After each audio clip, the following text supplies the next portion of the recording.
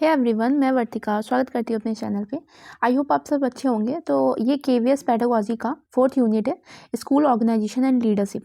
ये एचएम का जो पेपर हुआ था एलडीसीई वाला, उसके मैंने क्वेश्चन इसमें इन्वॉल्व किए हैं क्योंकि सिलेबस सेम होने की वजह से एक आइडिया लग जाएगा कि पेपर कैसा आ रहा है। इससे पहले मैंने पेडागोजी के 1st, 2nd और 3rd यूनिट को अपलोड कर दिया है। चैनल पर प्लेलिस्ट बनी हुई है, एचएम की पूरी प्लेलिस्ट बनाई है subject wise, Hindi English, general Hindi, general English, EVS और मैथ्स। ये सारे टॉपिक वाइज मैंने कंप्लीट कराए। जो क्वेश्चन पूछे गए हैं उसको आप ज़रूर देख लीजिए पेपर देने जाने से पहले, एक आइडिया लग जाएगा कि क्वेश्चन किस हिसाब से पूछ रहे हैं केवीएस। तो देखते हैं, मैं लास्ट से ही स्टार्ट करती हूँ। पहला क्वेश्चन है हमारा, टोटल 10 क्वेश्चन है इस यूनिट के, स्कूल ऑर्गेनाइजेशन एंड लीडरशिप के।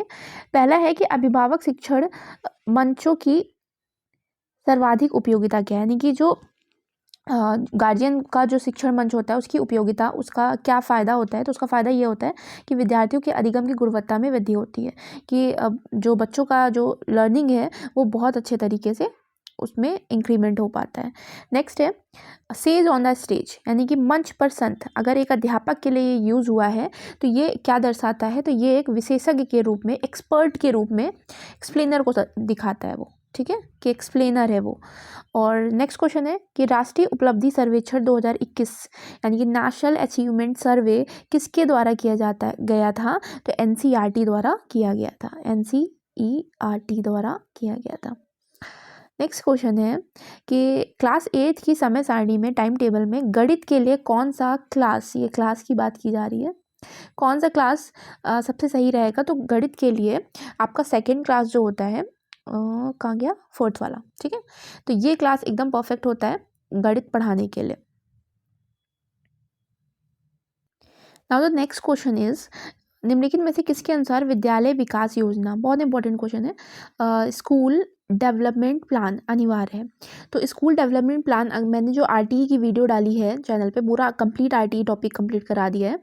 उस आरटीई में मैंने बताया था स्कूल मैनेजमेंट कमेटी एक होती है, ठीक है, एसएमसी को भी मैंने वीडियो के अंत में एकदम लास्ट में बताया कि इससे भी क्वेश्चन पूछा जाएगा, और देखिए वही पूछा गया। एसएमसी में क्या होता है कि आपके हेड मास्टर होते हैं, उसके अलावा गार्जियन होते हैं, और गार्जियन में भी स्पेशली वुमेन्स को भी रखा जाता है, ठीक है। तो इस तरीके से आपका एसएमसी जो कमेटी होती है वो होती है, उसका काम होता है स्कूल डेवलपमेंट प्लान को बनाना।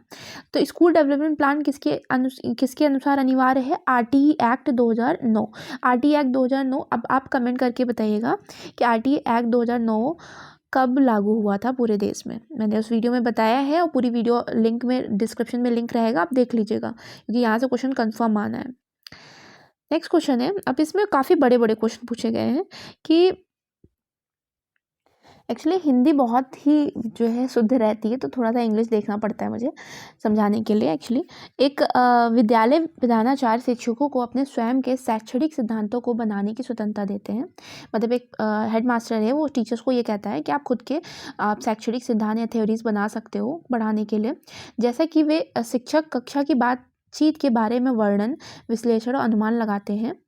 विद्यालय प्रधानाचार्य का चिंतनशील अभ्यास आधारित है, यानी कि ये जो हेड मास्टर का जो उनका एक्सरसाइज है, या जो वो सोच रहे हैं कि वो फ्रीडम दे रहे हैं शिक्षकों को, तो ये आपका नैरेटिव अप्रोच पर आधारित होता है। इसको बोलते हैं इंग्लिश में नैरेटिव अप्रोच, हिंदी में बोलते हैं वर्णनात्मक उपागम।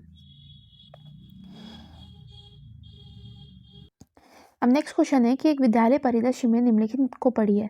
तो पहला कह रहा है, इसमें उद्देश्य और लक्ष्य बताने हमको, कौन से उद्देश्य हैं, कौन से लक्ष्य हैं। तो पहला कह रहा है कि पाठ्यचर्या विकास कर्ताओं द्वारा अधिगम प्रतिफलों को तैयार करना, यानी कि जो करिकुलम डेवलपर होते हैं उनके द्वारा जो प्रतिफल हैं। तो मैं फाइनली इंग्लिश में ही आ गई क्योंकि बहुत हिंदी हो जाती है।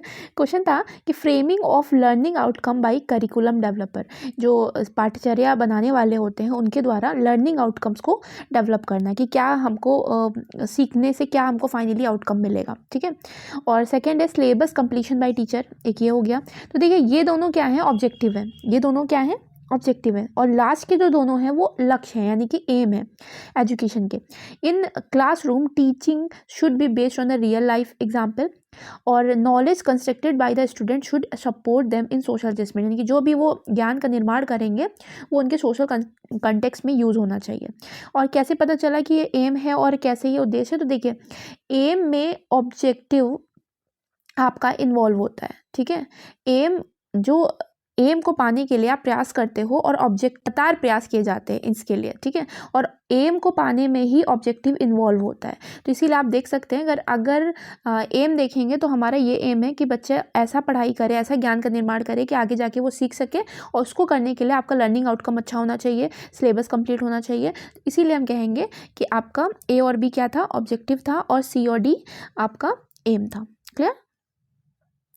नेक्स्ट क्वेश्चन है कि a school principal is in an instructional perspective focus on, अगर वो इंस्ट्रक्शन दे रहा है, कोई निर्देश दे रहा है, तो मेनली वो फोकस करेगा working of teacher that will improve student achievement, कि जो अध्यापक हैं उनके काम पे फोकस करेगा कि वो ढंग से काम कर रहे हैं नहीं कर रहे हैं, जिसकी वजह से अगर वो अच्छा काम करेंगे तो बच्चों का अचीवमेंट भी इम्प्रूव होगा। आई थिंक इंग्लिश ज़्यादा बेटर है हिंदी से, और कहीं कहीं हिंदी भी है, बाइलिंगुअल रहेगा पेपर, तो आप परेशान मत होइएगा, वहाँ दोनों चीज़ें मिल जाएंगी। नेक्स्ट क्वेश्चन है in which of the following approach of the curriculum planning, यानी कि पाठचर्या का जो निर्माण होता है या प्लानिंग होती है, उसमें कौन से उपागम में इंट्रैक्शन अमंग ह्यूमन रिसोर्सेज, मानवीय जो संसाधन होते हैं, फिजिकल रिसोर्सेज भौतिक संसाधन जो होते हैं, और financial resources is crucial for successful design and implementation of curriculum, यानी कि करिकुलम पाठचर्या को बनाने के लिए इन तीनों का जो इंट्रैक्शन होता है वो कौन से अप्रोच में होता है, तो वो होता है सिस्टम अप्रोच में, ठीक है। इसको आप समझ लीजिएगा कि जो अप्रोचेज हैं, अप्रोच वाला टॉपिक पूरा कंप्लीट कर लीजिएगा, इसमें आंसर हो जाएगा आपका सिस्टम अप्रोच। तो नेक्स्ट क्वेश्चन है हमारा, एम्स के बारे में हमको स्टेटमेंट दे रखा है और हमसे कह रहा है कि कौन से गलत हैं। तो इसका मैं आंसर बता देती हूँ, उसका आंसर है सेकंड, थर्ड और फिफ्थ। लेकिन आप समझ लीजिए, सेकंड में कह रहा है कि aim describe how an objective is to be achieve. तो देखिए कभी भी एम नहीं, जो आपका लक्ष्य है वो थोड़ी ना डिस्क्राइब करता है कि कैसे आपको उद्देश्य की प्राप्ति करनी है, बिल्कुल नहीं ना। तो एम, जैसे अगर कोई बड़ा एम है तो उसके उद्देश्य की प्राप्ति एम थोड़ी ना डिसाइड करेगा, वो तो डिपेंड करता है कि आप कैसे उसको पाने की कोशिश करना चाहते हैं। नेक्स्ट है थर्ड वाला, aim focus on achievement aspect of education. Aim इस पे फोकस करता है कि कितना आप अचीवमेंट लेते हो एजुकेशन एस्पेक्ट में, एजुकेशन में, शिक्षा के क्षेत्र में आप कितना अचीवमेंट। एम के लिए जरूरी नहीं है कि हर सफल व्यक्ति क्या जो अपने लक्ष्य को प्राप्त करता है क्या हमेशा वो सफल ही होता रहता है, नहीं ना, फेल भी तो होता है ना, तो अप्स एंड डाउन्स तो आते रहते हैं। फिफ्थ है एम्स आर मेजरेबल, तो लक्ष्य आपके मापने योग्य होते हैं। तो ऐसा नहीं है कि जैसे मान लीजिए किसी एक व्यक्ति के लिए IAS बनना उसका एम हो गया, और किसी एक के लिए उससे छोटी कोई जॉब पाना एम हो गया, तो ये मेजरेबल नहीं है कि हम ये नहीं कहेंगे कि लक्ष्य इतना ही होना चाहिए। तो हर व्यक्ति के लिए अपना अपना अलग अलग रहता है, तो इसीलिए आपका सेकंड, थर्ड और फिफ्थ जो है वो गलत है। और यहाँ पे आपका स्कूल ऑर्गेनाइजेशन एंड लीडरशिप के सारे क्वेश्चन खत्म हो गए, टोटल 10 क्वेश्चन थे, और अभी लास्ट मेरी यूनिट बची हुई है हमारे सब्जेक्ट की, जो कि है पर्सपेक्टिव इन एजुकेशन। उसमें क्वेश्चन 15 पूछे गए हैं, तो नेक्स्ट मैं वही अपलोड करूँगी। चैनल पे आप सारे वीडियोस देख लीजिएगा, HM का जरूर देख करके जाइए, क्योंकि मैं अपने एक्सपीरियंस पे बता रही हूँ कि जैसे पैटर्न पे क्वेश्चन पूछे जाते हैं वैसे ही आगे भी पूछे जाएंगे, ठीक है। Thank you.